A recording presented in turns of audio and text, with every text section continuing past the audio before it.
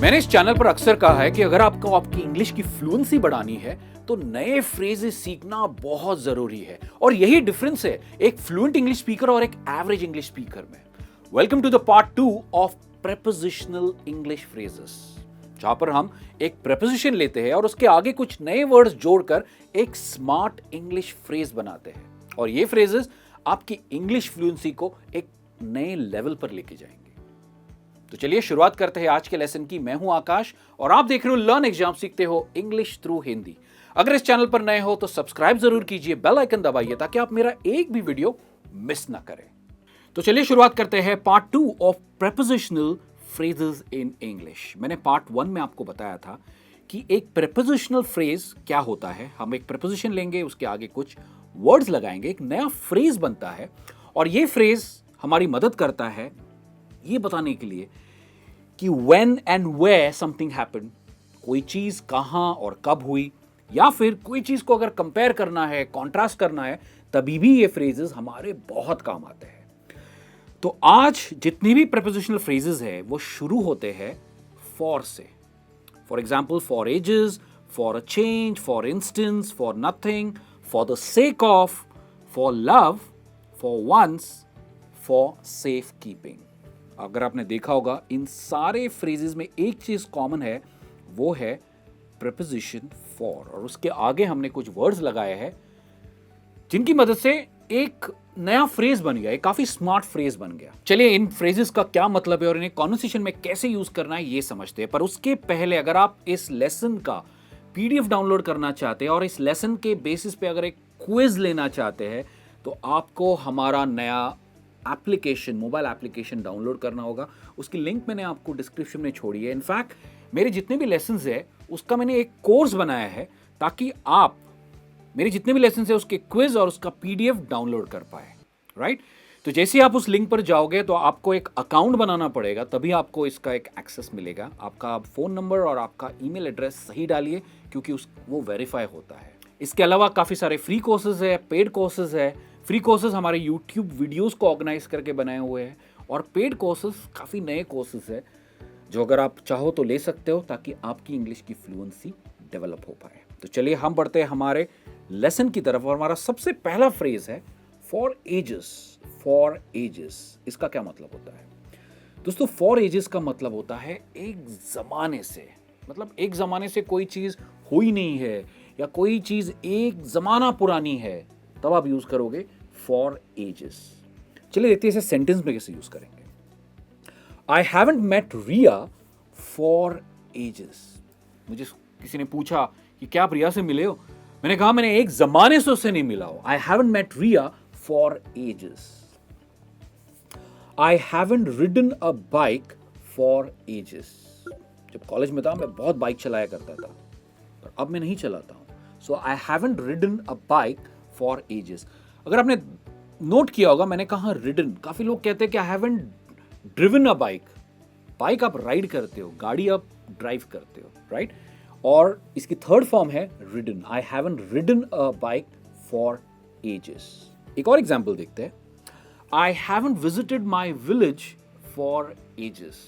I haven't visited my village for edges. मेरा village है Goa. Goa is my village और in fact मैं काफी टाइम से नहीं गया हूं। इनफैक्ट 10 साल हो गए मैं नहीं जा पाया हूं। So I haven't visited my village for ages, right. अब आपकी बारी है।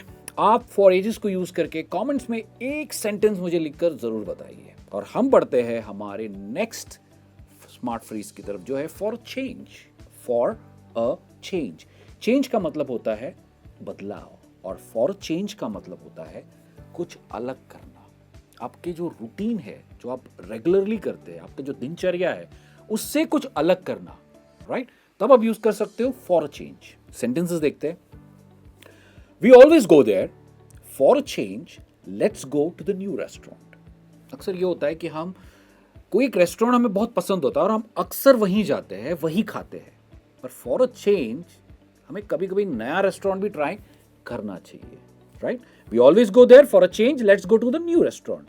हम इस रेस्टोरेंट में हमेशा जाते हैं, चेंज के लिए, बदलाव के लिए एक नए रेस्टोरेंट में चलते हैं। For a change today I will work from a cafe. बदलाव के लिए, माहौल के बदलाव के लिए आज मैं एक कैफे में जाके काम करूंगा। अक्सर मैं घर से काम करता हूं, मैं बहुत बोर हो चुका हूं घर से काम करते करते, आज मैं कैफे में जाकर काम करूंगा। For what? For a change. और ये हकीकत बात है, अक्सर मैं कैफे में जाके बैठकर आपके लेसन के स्क्रिप्ट्स लिखता हूं या ब्लॉग पोस्ट लिखता हूं, ये अक्सर मैं करता हूं। चलिए आपकी बारी है, फॉर अ चेंज को यूज करके जरूर एक सेंटेंस कमेंट्स में लिखकर मुझे बताइए। और हम बढ़ते हैं फ्रेज नंबर 3 की तरफ, जो है फॉर इंस्टेंस। फॉर इंस्टेंस, आप आपकी कॉन्वर्सेशन में जब भी आपको किसी चीज का एक उदाहरण देना हो तो आप क्या कहते हो? For example, right? आप उसकी जगह यूज कर सकते हो फॉर इंस्टेंस, जिसका मतलब है मिसाल के तौर पर या उदाहरण के तौर पर। चलिए सेंटेंसेस देखते हैं। The lockdown has changed the job industry. For instance, more people want to work from home. Lockdown ने जॉब इंडस्ट्री को पूरी तरह से चेंज कर दिया है। फॉर एग्जाम्पल या उदाहरण के तौर पर, बहुत सारे लोगों को घर से काम करना अभी बहुत पसंद है या अच्छा लगता है। The each Android version is named after a dessert, for instance, Oreo और Jelly Bean।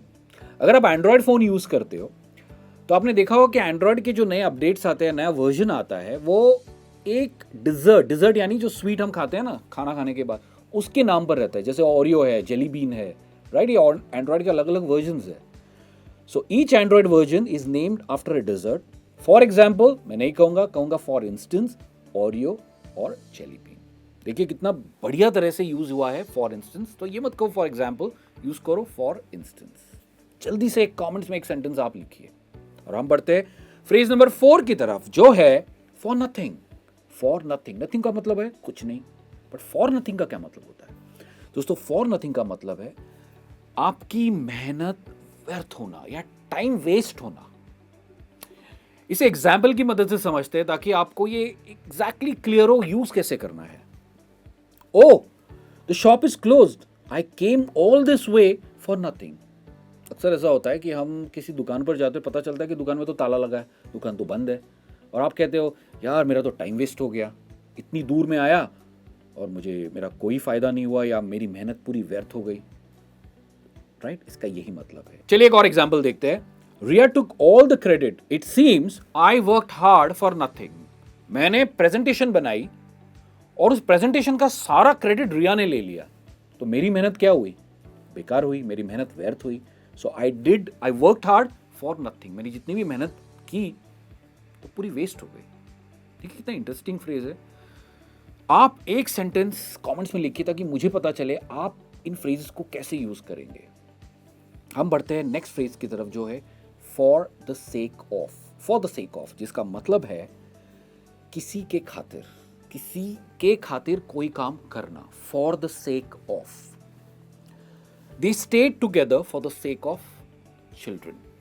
कपल है जो अलग होना चाहता है, पर बच्चों के खातिर, for the sake of children, उन्होंने साथ में रहने का डिसीजन लिया। For the sake of. I helped him only for the sake of our friendship. मैं उसकी मदद नहीं करना चाहता, मैं उसके, शायद वो जो करना चाहता है उससे मैं सहमत नहीं हूं, पर मैंने उसकी मदद क्यों की? क्योंकि हमारी दोस्ती के खातिर, राइट? तो किसी के खातिर जब भी आपको कहना है तब आप यूज करोगे फॉर द सेक ऑफ। और हम बढ़ते हैं हमारे नेक्स्ट फ्रेज की तरफ, जो है फॉर लव। फॉर लव, जिसका मतलब है प्यार के खातिर। पर हम यहां पर इश्क मोहब्बत वाली बात नहीं कर रहे हैं। कोई काम करना क्योंकि आपको पसंद है, इसका यही मतलब है। एग्जाम्पल समझते हैं। I don't work here for money, I do it for love. मैं यहाँ पर पैसों के लिए काम नहीं करता हूँ, क्योंकि मुझे अच्छा लगता है, मुझे पसंद है, उसी प्यार के खातिर मैं यहाँ पर काम करता हूँ। She did not take up the job in Singapore only for love. उसने सिर्फ प्यार के खातिर वहाँ पर जॉब नहीं लिया, और यहाँ पर यह कॉन्टेक्स्ट हो रहा है उसके बॉयफ्रेंड की वजह से उसने जॉब नहीं लिया वहाँ पर, क्योंकि वो वाकई वो जॉब करना चाहती थी, इसलिए उसने वो जॉब लिया। For love. बढ़ते हमारे नेक्स्ट फ्रेज की तरफ, जो है फॉर वंस। फॉर वंस, जिसका मतलब है बस एक बार। एग्जाम्पल्स देखते हैं।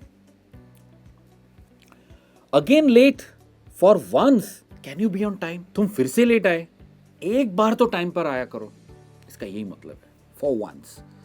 For once show me some responsibility towards this house. एक बार तो अपनी जिम्मेदारी इस घर की तरफ दिखाओ, at least for once. Next phrase है फॉर सेफ कीपिंग, और ये हमारा लास्ट फ्रेज है फॉर सेफ कीपिंग, जिसका मतलब है कोई चीज सुरक्षित रखने के लिए। एग्जाम्पल्स देखते हैं। At the gym I keep my mobile in the locker for safe keeping. मैं नहीं चाहता कि मेरा फोन कोई छुए। चोरी करना अलग बात है क्योंकि कैमरास लगे होते हैं, पर मैं नहीं चाहता कि कोई मेरा फोन छुए, उसे खोले, राइट? तो इसलिए फॉर सेफ कीपिंग मैं अपना फोन लॉकर में रखता हूं। ही always covers his car for safe keeping from children. और इनफैक्ट मैं भी ये करता हूं, मेरी पार्किंग में मैं कार हमेशा कवर्ड रखता हूं, क्योंकि मैं नहीं चाहता कि कोई बच्चे आए उस पर स्क्रैच लगाए या देखे, उंगलियां लगाए, राइट? बच्चों की आदत होती है खेलते खेलते, आप कुछ बोल भी नहीं सकते हो बच्चों को। तो for safe keeping I always cover my car. है कि नहीं ये इंटरेस्टिंग फ्रेजेस? जरूर यूज कीजिए। तो मैं उम्मीद करता हूं कि आपने आज जो 8 नए प्रीपोजिशनल फ्रेजेस सीखे हैं, इन्हें अपनी कॉन्वर्सेशन में जरूर यूज करेंगे। मुझे कमेंट्स में लिखकर जरूर बताइए कि इनमें से आपका फेवरेट फ्रेज कौन सा था। मैं आपसे जल्द मिलूंगा इस सीरीज के पार्ट 3 के साथ। तब तक as usual keep learning English, keep practising English and take care.